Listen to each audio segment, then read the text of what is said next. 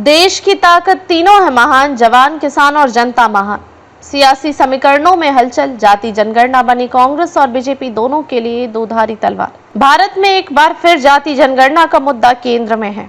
नरेंद्र मोदी सरकार द्वारा इस पर सहमति जताने के बाद जहां एक और कांग्रेस इसे अपने एजेंडे की जीत के तौर पर देख रही है, वहीं दोनों ही राष्ट्रीय दलों के भीतर बेचैनी और मतभेद की स्थिति उभर आई है। जातीय जनगणना से राजनीतिक दलों के पारंपरिक वोट बैंक, संरचनात्मक ढांचे और सत्ता समीकरणों पर गहरा प्रभाव पड़ने की आशंका जताई जा रही है।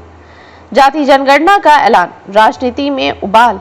1931 के बाद यह पहली बार है जब केंद्र सरकार ने जाति आधारित गणना कराने की योजना बनाई है। यह घोषणा ऐसे समय आई है जब देश अगले आम चुनाव और कई राज्यों के विधानसभा चुनाव की ओर बढ़ रहा है। बीजेपी ने लंबे समय तक इस मुद्दे पर चुप्पी साधे रखी, लेकिन अब अचानक समर्थन ने सबको चौंका दिया है। मोदी सरकार का तर्क, बीजेपी नेतृत्व अब इसे जमीनी हकीकत के अनुरूप उठाया गया कदम बता रहा है। साथ ही यह संकेत दे रहा है कि पार्टी अब ब्राह्मण बनिया छवि से बाहर निकलकर सभी जातियों को साथ लेने की रणनीति पर काम कर रही है। कांग्रेस की दुविधा, समर्थन के बीच आंतरिक असंतोष। कांग्रेस नेता राहुल गांधी ने वर्षों से जाति जनगणना की मांग की है।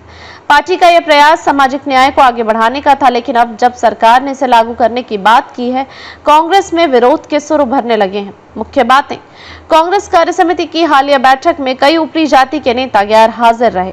कुछ नेताओं का मानना है कि जातिगत आंकड़े सामने आने से उनका राजनीतिक प्रभाव घट सकता है। राहुल गांधी के सहयोगियों में चिंता है कि मंडल राजनीति जैसे हालात दोहराए जा सकते हैं, जिससे पार्टी की जातीय संतुलन की रणनीति प्रभावित हो। बीजेपी की उलझन, आत्ममंथन और जनमत। भले ही सरकार ने जाति जनगणना की घोषणा कर दी हो, पर बीजेपी के भीतर भी मतभेद स्पष्ट है।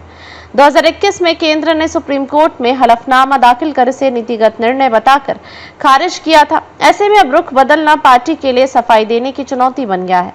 नेताओं की चिंता, हिंदू एकता और जातिवाद से ऊपर उठने की पार्टी की पुरानी छवि को झटका लग सकता है।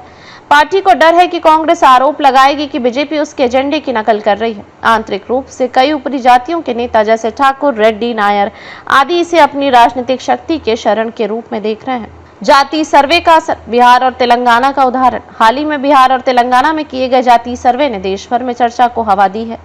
Bihar OBC plus EBC equal to 63% सामान्य वर्ग, 15.5%।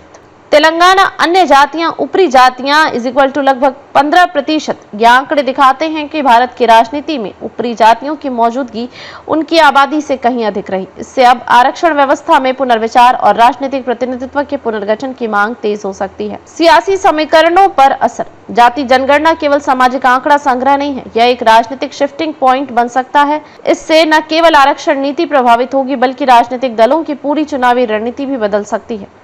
कांग्रेस को ओबीसी और दलित वोट बैंक की ओर झुकने का अवसर मिल सकता है। बीजेपी को पिछड़े वर्गों में बढ़ते असंतोष को संभालना होगा। क्षेत्रीय दल जो जातीय आधार पर राजनीति करते हैं, जैसे सपा, राजद, जदयू, इसे अपना मुद्दा मजबूत करने के रूप में देख सकते हैं। निष्कर्ष, जाति आंकड़े बनाम जाति राजनीति। जाति जनगणना का उद्देश्य यदि केवल सामाजिक न्याय है तो इसे सभी पक्षों को मिलकर समर्थन देना चाहिए, लेकिन यदि यह केवल वोट बैंक साधने का औजार बनता है तो इससे सामाजिक ध्रुवीकरण और असंतोष और बढ़ सकता है। अब सवाल यह है कि क्या जाति जनगणना भारत में सामाजिक समानता की ओर बड़ा कदम होगी या एक और चुनावी जुमला। अधिक अपडेट के लिए लाइक, शेयर और सब्सक्राइब करना न भूलें।